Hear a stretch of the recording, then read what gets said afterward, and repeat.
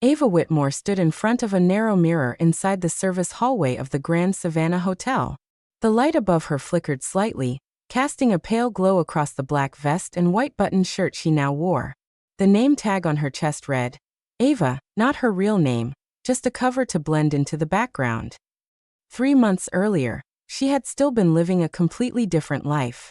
She was not a server carrying silver trays.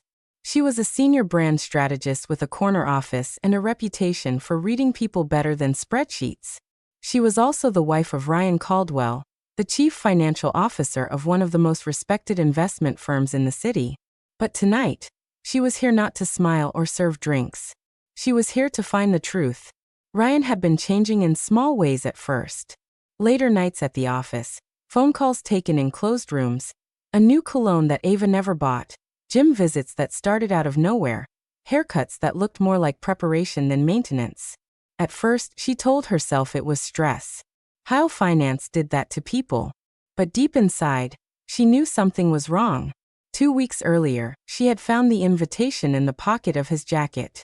The Golden Savannah Charity Gala. Invitation only. No spouses listed. When she asked Ryan about it, he smiled and said it was just business. Boring people, boring conversations, nothing she would enjoy. But Ava knew better. Men do not transform themselves for boring events. So she called an old friend who worked in elite event staffing. One favor, one uniform, one night. Now she was here waiting behind the velvet curtain as music drifted through the ballroom. Powerful people laughing, deals being made, lives changing over glasses of champagne. Ava took a slow breath and lifted her tray. Some women wait for betrayal to be explained. Ava came to watch it happen. The ballroom doors opened with a soft sweep, and the sound of voices rose like a tide. Ava moved slowly along the edge of the room with her tray held steady, eyes scanning every face that entered. Then she saw him. Ryan Caldwell walked in wearing a dark tailored tuxedo that fit him like it had been cut just for this night. His posture was confident. His smile was relaxed. It was the smile he used when he felt admired. But he was not alone. A young woman walked beside him with her hand resting lightly on his arm, as if it belonged there. She was tall and graceful with long chestnut hair styled into soft waves that brushed her bare shoulders. Her dress was a deep emerald green, and it moved like silk when she walked. Ryan leaned close to her as they stepped inside. He whispered something. She laughed quietly and tilted her head toward him. Ava felt the air leave her lungs. The woman was Lily Carter. Ava recognized her from company events. A junior accountant, quiet, pretty, invisible in meetings. Now she was anything but invisible. Ava watched them drift through the crowd. They did not hold hands.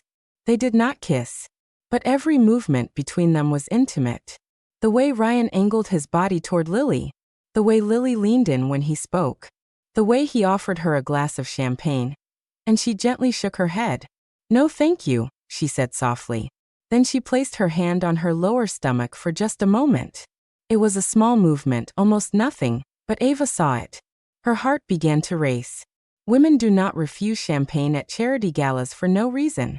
They do not touch their stomachs that way unless something precious is growing inside them. Ryan noticed it too.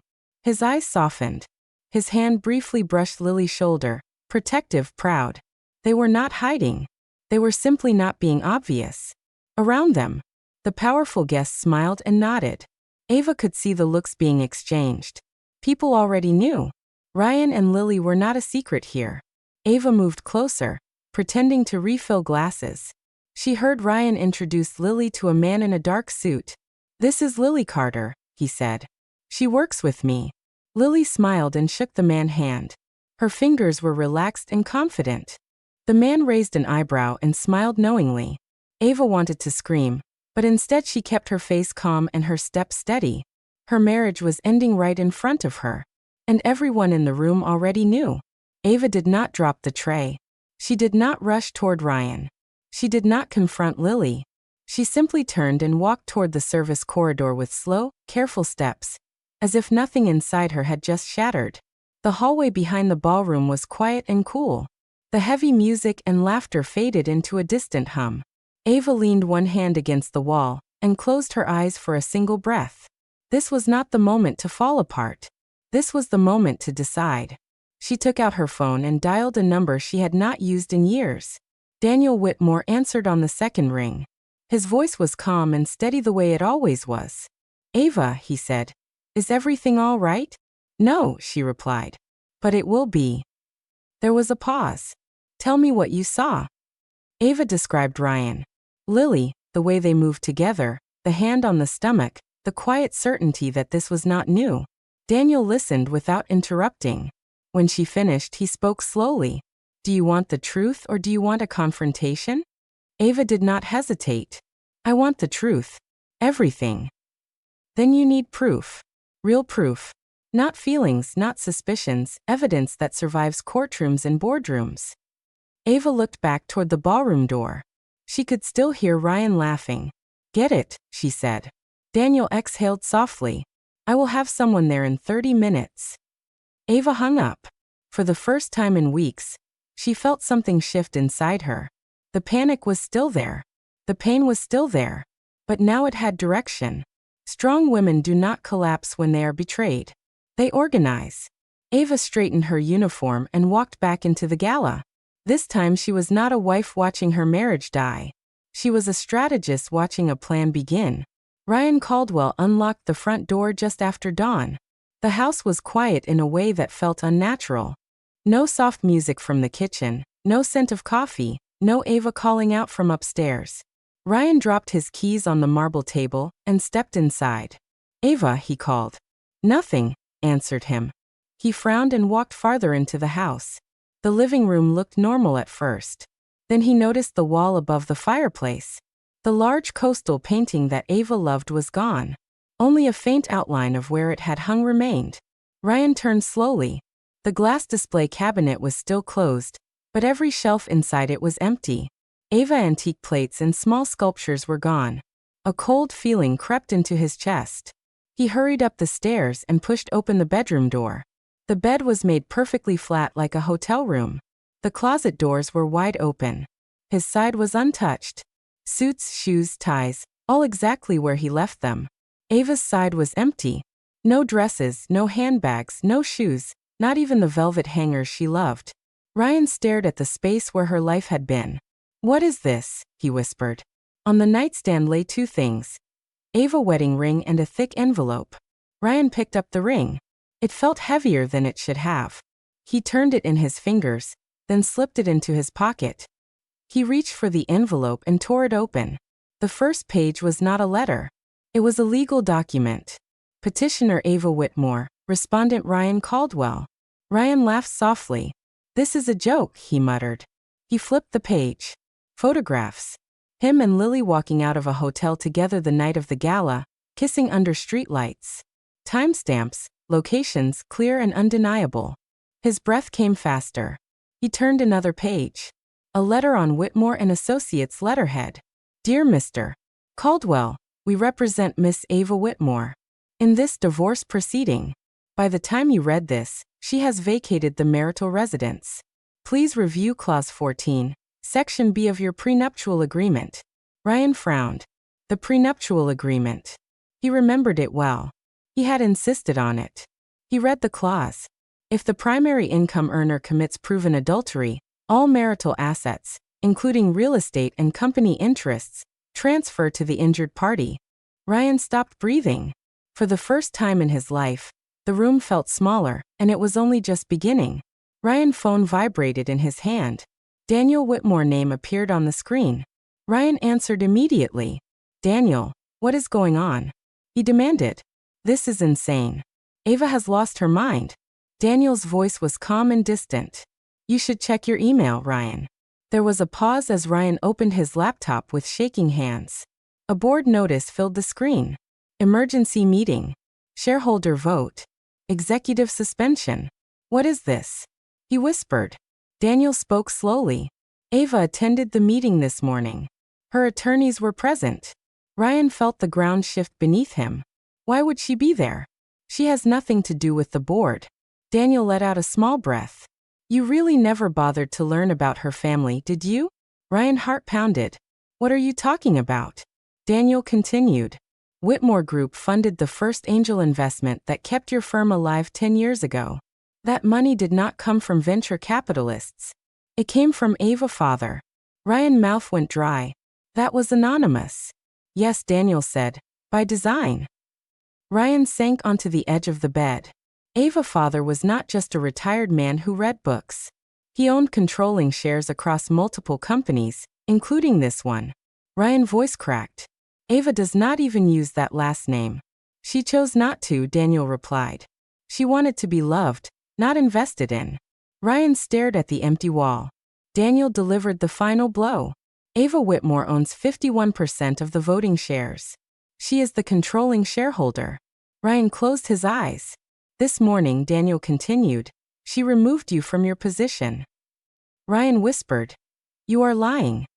No, Daniel said quietly. You just never asked. The call ended.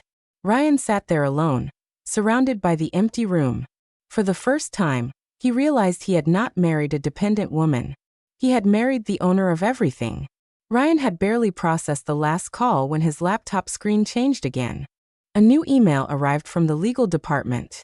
Subject line: Internal Audit Notice. His stomach tightened as he opened it. A detailed spreadsheet filled the screen. Line after line of expenses: hotels, flights, jewelry, private dining rooms, luxury gifts, all under project codes. He had approved himself. Ashton Initiative, Meridian Consulting, Client Entertainment. He knew every one of those charges. They were not business. They were Lily. Ryan's hands began to shake as he scrolled. The numbers climbed higher and higher. $342,000. Company money, not his bonus, not his salary. Stolen. His phone buzzed again. This time it was the bank. We regret to inform you that all accounts under your name have been temporarily frozen due to suspected financial misconduct. Ryan slammed his laptop shut. No. He ran to the closet and opened the wall safe. It was empty. No emergency cash, no documents, nothing. On the shelf lay a small white note in Ava's handwriting. There is nothing left for you. Ryan dropped the note and staggered backward. Everything he had built was collapsing at once. Not slowly, not gradually, all at once. The man who had controlled money for a living now had none. And he had no one left to blame but himself. Ryan sat on the edge of the bed with his phone in his hand. There was only one number left he could call. Lily. It rang 4 times before she answered. Ryan, what is going on? She asked. People at the office are talking. They are lying. Ryan said quickly. The company is trying to get rid of me. I just need a place to stay for a few days. There was a pause. Stay where? She asked. With you? He replied. Just for a little while. Silence filled the line.